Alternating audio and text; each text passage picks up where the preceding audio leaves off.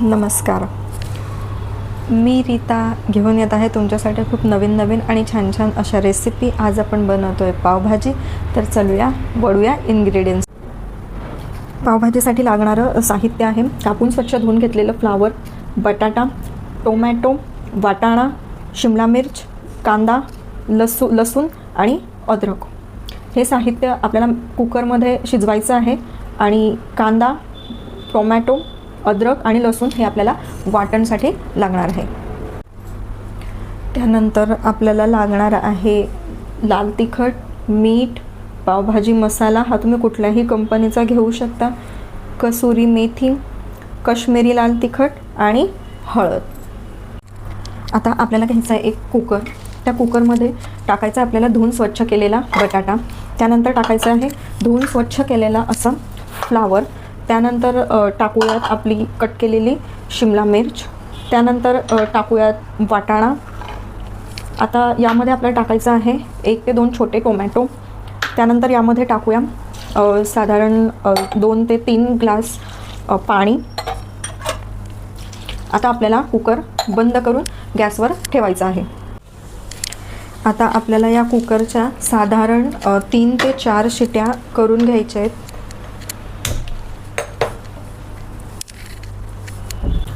आता आपल्याला या मिक्सरमध्ये वाटण तयार करायचं आहे. त्यासाठी आपण घेऊयात टोमॅटो,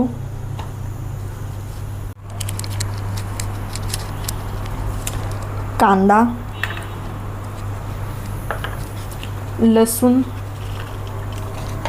आणि आलं. हे सगळं आपल्याला मिक्सरमध्ये फिरवायचं आहे. आता हे वाटण आपण मिक्सरमध्ये बारीक करून घेतलेलं आहे. तुम्ही बघू शकता अशा प्रकारे ते बारीक झालेलं आहे. आता हे जरा आपण थोडं बाजूला ठेवूया. आता आपल्याला एका बाउलमध्ये लाल तिखट घ्यायचं आहे. त्यानंतर काश्मीरी लाल मिर्च घ्यायची आहे. त्यानंतर थोडी हळद घ्यायची आहे आणि आपला पावभाजी मसाला घ्यायचा आहे. या सगळ्या मिश्रणामध्ये आपल्याला थोडं पाणी ॲड करायचं आहे आणि हे मिश्रण छान मिक्स करायचं आहे. हे मिश्रण चांगलं हाताने ढवळून घ्यायचं आहे अशा प्रकारे. जर वाटलं थोडं तर अजून थोडं पाणी तुम्ही यामध्ये टाकू शकता. गरजेप्रमाणे पाणी टाकून ही पेस्ट आपल्याला तयार करायची. अशा प्रकारे ही आपली मसाल्यांची पेस्ट जी आहे ती तयार झालेली आहे. आता आपण गॅस पेटवतोय. एका कढईमध्ये आपण 2 ते 3 चमचे एवढं तेल घेतोय. तेल थोडं गरम होऊ देऊ. तेल थोडं गरम झालं की आपण यामध्ये जे आपण मिक्स केलं आहे, चटणी मसाल्यांचं जे मिक्सचर केलं आहे ते मिक्सचर आपण तेलामध्ये टाकणार आहोत. तेलामध्ये हे मिक्सचर टाकल्यामुळे पावभाजीला छान असा रंग येतो.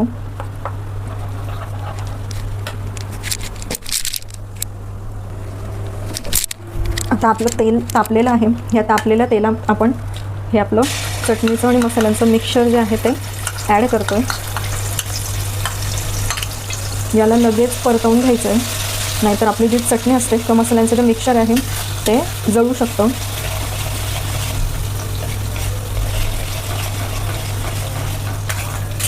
आता यामध्ये आपण टाकणार आहोत आपण जे टोमॅटो आणि कांद्याचं जे वाटण केलेलं होतं ते वाटण. आता आपण यामध्ये टाकणार आहोत. वाटण टाकून झालं की हे असं छान परतवून घ्यायचं आहे.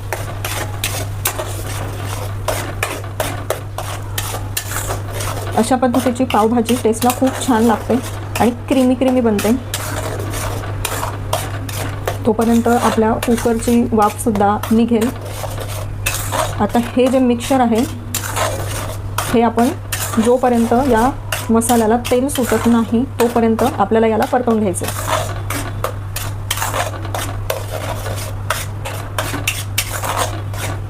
थोडं तेल सुटत आहे भाजीला. आता आपण यामध्ये थोडी कसुरी मेथी ॲड करणार आहोत. कसुरी मेथी अशी चुरून टाकायची की चव थोडी चांगली लागते. तुम्ही बघू शकता अशा प्रकारे आता आपल्या भाजीला थोडा थोडा रंगसुद्धा चढतोय आणि तेलसुद्धा सेपरेट होतं आहे. अशा प्रकारे आपण याला अजून एक 5 ते 7 मिनिट होऊ देणार आहोत.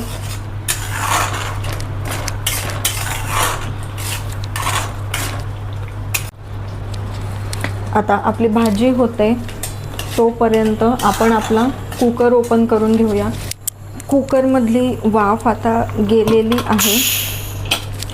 कुकर असा छान ओपन करून झाला की या कुकरमधलं जे सारण आहे ते आपण रईच्या साहाय्याने थोडं बारीक करून घेऊया. मिश्रण बारीक केल्यामुळे आपली जी पावभाजी आहे ती छान क्रीमी लागते आणि आपल्या पावभाजीला पाणी सुटत नाही. आपण छान असं हे मिक्सर बारीक करून घेतोय.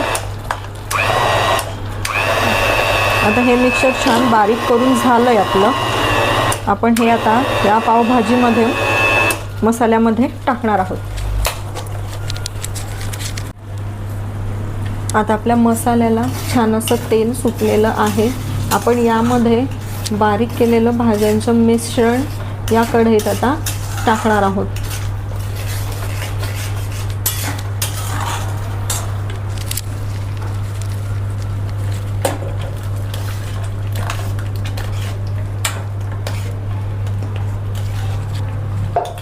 असं मिश्रण टाकून झालं की छान पावभाजी आपल्याला मिक्स करायची आहे.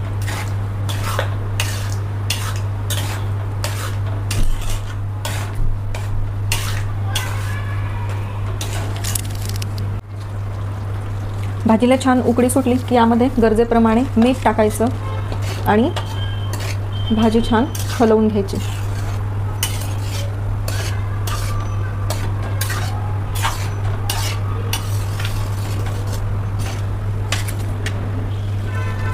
आता आपण पावभाजीमध्ये बटर क्यूब्स टाकतोय. बटर क्यूब्स टाकल्यामुळे पावभाजीची टेस्ट चांगली येते. नक्की ट्राय करून बघा. आता बटर क्यूब्स मेल्ट झालेत. आता आपण यामध्ये कोथिंबीर टाकूया. बारीक चिरलेली कोथिंबीर वरतून आपण गार्निश करणार आहोत.